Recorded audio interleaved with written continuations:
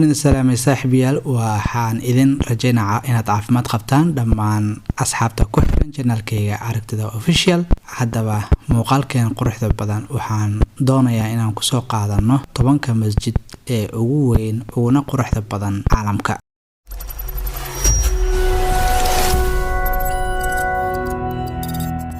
مسجدك حرمك كياله بقرطوية السعودية العربية مسجدك حرمك ومسجدك دينتنا إسلامك وجوين وحنا كياله برتمها مجال مكة وحنا برتنك مسجدك كتالا كعبة بركيسان سيدو كله وقبلة أسود كذان مسلمين تعالمك كنا لودان وحنا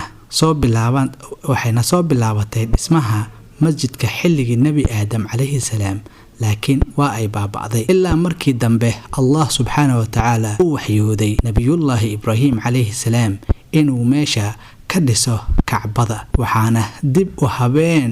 وهابين لغو سميه مركي قريش أي هيستي كعبضة كدب وحانا اسمها كعبضة صومري مرحلة كالدوان أو مركز تبا لسي بلارناي مسجدكو وحقوق هذا إلا إيو 4 مليون أوقف مسجد كالنبي كدب مركي نبي محمد صلى الله عليه وسلم هجرودي مدينة المنورة وحا كدغي ميل دولاد كمغالده وحانا مغعيده قبا وحانا halka laga dhisay masjidkii ugu horeeyay ee Masjidul Quba kadib markii ay fariisatay hashi nabigeena Muhammad sallallahu alayhi wasallam waxayna ahayd mid kamid mid ka amran حق الله سبحانه وتعالى وحنا نبينا محمد صلى الله عليه وسلم كغيب قاتي قعمه سشرفت بدن اسمها مسجد القباء وحنا مسجد كصومري ضيعتروك للدون وحياوها عنصا وحاكمد منبر كنبي محمد صلى الله عليه وسلم وحانا كد كن كرته 2 مليون أوقف هالكي مربع مسجد الأقصى مسجد الأقصى وحا كياله دلك فلسطين أي عاصمة القدس وحانا مسجدك سدحات وين مساجد الدنك كتال مسجد كاني أيا قبل ذي هراء مسلمين أيضا مسلمين أي حقي سأدو كنجرين إلا نبي محمد صلى الله عليه وسلم لو وحيودي أو إساقنا أمري إن أصحابته أي بدشان جهاد قبل ذي هراء ونجيستان حقايو كعبضة مسجد الشيخ زايد وحاو كياله إمارات كعربته وحاو أتريا مساجد أقوى وين دنيا حونا كمد يحي وحيابها أقوى عنصان كياله مقالة أو طباي وحونا حلقي مر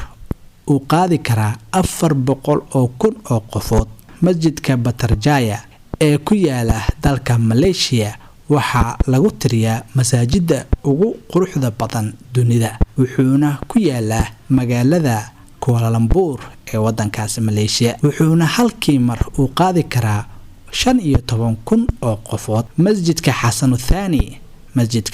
Thani wuxuu ku yaalaa dalka Morocco ee magaalada Darul Bayda waxaana masjidkani lagu tiriyaa meelaha ugu muhiimsan ee ku yaala dalka Morocco وحنا بقور حسن الثاني كد ذلك إنه نقضه مسجدك متكمده أستعمها إسلامك يدرجة المسلمين تأي كجارين اسمها وحينا هالكي مركود كن كده شن إلا واتن كن قفوت مسجدك الكريستال كويا له مجال كرنجاتو وقوي بري دالك ماليزيا وحنا مسجد كاني نقولنا يا مسجد كلابات ugu weynaa wadamada koonfur bari Aasiya wuxuuna halkii mar qaadi karaa 15,000 oo qofood wuxuuna kamid yahay meelaha loogu dalxiiska badan yahay ee magaaladaasi masjidka Sultan Ahmed waxaa lagu tiriyaa sidoo kalena loo yaqaan masjidka buluuga mid kamid dhismayaasha ugu muhiimsan ee magaalada Istanbul ee dalka Turkiga masjidkan waxa uu halkii mar qaadi karaa ilaa iyo 10,000 oo qof masjidka Umar Ali Sayfuddin wuxuu ku yaalaa caasimadda boqortooyada Brunei masjidka Umar Ali Sayfuddin waxa lagu tiriyaa in uu yahay amba waxaa lagu tiriyaa kan ugu soo jiidashada badan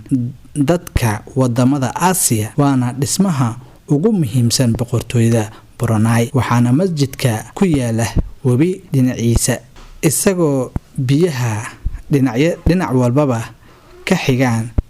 waxyaalaha ugu cajiibsan oo uu leeyahay waxaa ka mid ah qubada sare in ay gebi ahaanba ay ka samaysan tahay dahab oo keliya. masjidka Faisal waxa uu ku yaalaa caasimadda dalka Pakistan. masjidkani waxaa dhisay kadib booqashadii boqor Faisal, waana mid ka mid ah masaajidda ugu waaweyn ee dunida ku yaala, wuxuuna ku jiraa kaalinta afaraad ee masaajidda ugu weyn ee dunida. waxaabay aad baad u mahadsantihiin. haddii aad ka hesheen muuqaalkeena iyo barnaamijkeena cusub, waxaan idinka codsanaynaa inaad subscribe iyo like noo saartaan pagekeena iyo youtube-ka aan ku leenahay Aragtida Official. waxaan rajaynaa inaad nala socon doontaan muuqaalo kale oo taxan ah oo aad ugu heli doontaan.